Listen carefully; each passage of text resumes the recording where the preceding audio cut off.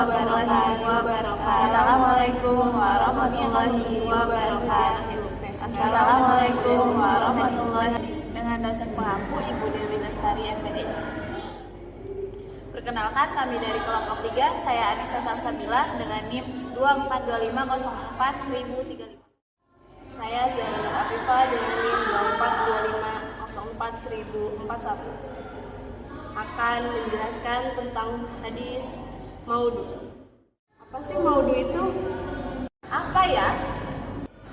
Kata maudu itu secara bahasa berarti diletakkan atau dibuat-buat. Jadi hadis maudu itu hadis yang dibuat-buat atas nama Nabi Muhammad SAW, padahal beliau tidak pernah mengucapkan. Para ulama sepakat bahwa hadis maudu adalah batil dan tidak boleh diamalkan. Berikut ciri-ciri hadis maudu. Pertama, sanad tidak jelas atau cacat, yang artinya ada perawi yang tidak dikenal, pendusta, atau rangkaiannya terputus. Yang kedua, isi hadis bertentangan dengan Al-Quran. Yang ketiga, isi berlebihan atau tidak masuk akal, yang artinya menurut ajaran Islam yang tidak lurus.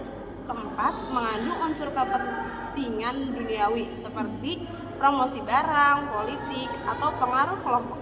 Yang terakhir, bahasa hadis terlalu aneh atau kaku, yang artinya tidak sesuai dengan gaya bahasa Rasulullah SAW.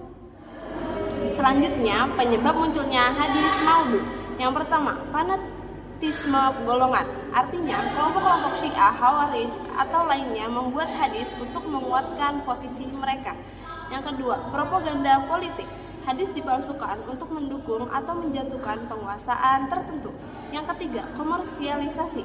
Pedagang atau tukang cerita membuat hadis untuk menarik perhatian atau melariskan dagangannya. Yang keempat, kesalahpahaman masyarakat awam, yang artinya mengira ucapan ulama atau hikmah adalah sabda Nabi Muhammad.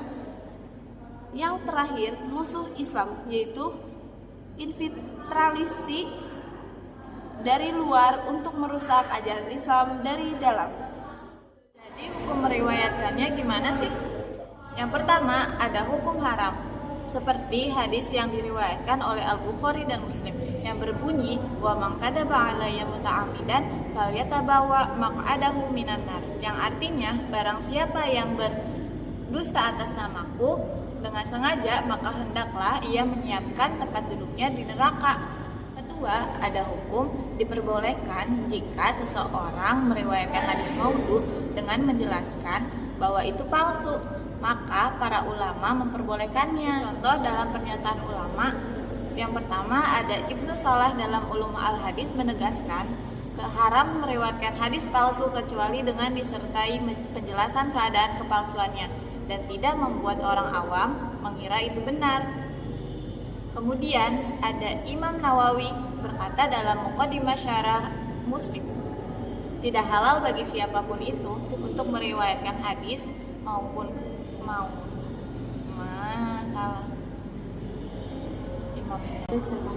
Yang kedua, ada Imam Nawawi berkata dalam Muqaddimah Syarah Islam, tidak halal bagi siapapun untuk meriwayatkan hadis maudhu kecuali dengan menjelaskan bahwa itu maudhu demi menampakkan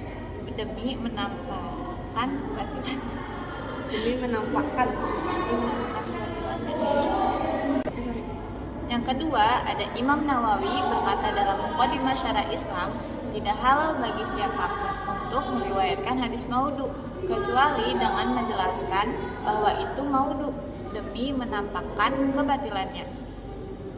Selanjutnya ada contoh-contoh kitab maudhu. Yang pertama, Al-Mawdu'atul Kubro dengan penulis Ibnu Al-Jauzi. Ciri khasnya merupakan kitab pertama yang secara sistematis mengumpulkan hadis palsu. Kedua, penulis menjelaskan sanad dan sebab kepalsuannya. Yang ketiga, berisi kurang lebih 1.800 hadis palsu. Yang keempat, terbagi berdasarkan tema sholat, puasa, zikir, dan sebagainya. Ini adalah contoh paling klasik dan rujukan utama para ulama setelahnya. Yang kedua, ada kitab Al-La'ali Al-Masnu'ah fi Al-Hadis Al-Mawdu'ah dengan penulis Jalaluddin Al-Sayuti dengan ciri khas. Pertama, mengoreksi dan menambahkan hadis palsu dari Al-Maudu Ibnu Al-Jauzi. Yang kedua, menyebut sanad dan kadang menjelaskan cacatnya. Yang ketiga, disusun menurut bab fikih. Yang keempat, bersifat korektif sekaligus komplementer terhadap karya Ibnu Al-Jauzi. Dan yang ketiga, ada kitab Tanzih Al-Syariah Al-Marfu'ah Ani Al-Akbar Al-Sani'ah Al-Maudu'ah dengan penulis Ali bin Iraq Al-Kinani dengan ciri khas 1. Menyusun ulang dan menilai kembali hadis-hadis maudhu dari karya sebelumnya. Yang kedua, memberi catatan sahih, doif, atau benar-benar maudhu. Yang keempat, lebih teliti dan seimbang. Yang terakhir, cocok untuk mengecek ulang klaim kepalsuan suatu hadis. Yang keempat, Tadkirat Al-Maudu'at, penulisnya Al-Fatani dengan ciri khas lebih ringkas, cepat untuk referensi, mengandung indeks lafaz hadis-hadis palsu. Yang ketiga, berguna untuk mencari hadis populer yang statusnya tidak sahih. Yang kelima, ada kitab Al-Fawaid Al-Majmu'ah fi Al-Ahadits Al-Maudu'ah dengan penulis Al-Saukani dengan ciri khas 1. Kritik cermat terhadap banyak riwayat palsu. Yang kedua, disusun berdasarkan tema. Yang terakhir, membuat komentar tajam terhadap perawi-perawi pendusta. Jadi, hadis maudhu adalah hadis yang disandarkan kepada Nabi Muhammad SAW, padahal beliau tidak pernah mengucapkan hadis ini haram diamalkan karena merupakan bentuk pemalsuan agama. Ciri-cirinya antara lain sanad tidak jelas, isi bertentangan dengan ajaran Islam, atau mengandung unsur kepentingan duniawi. Hadis palsu muncul karena fanatisme politik komersial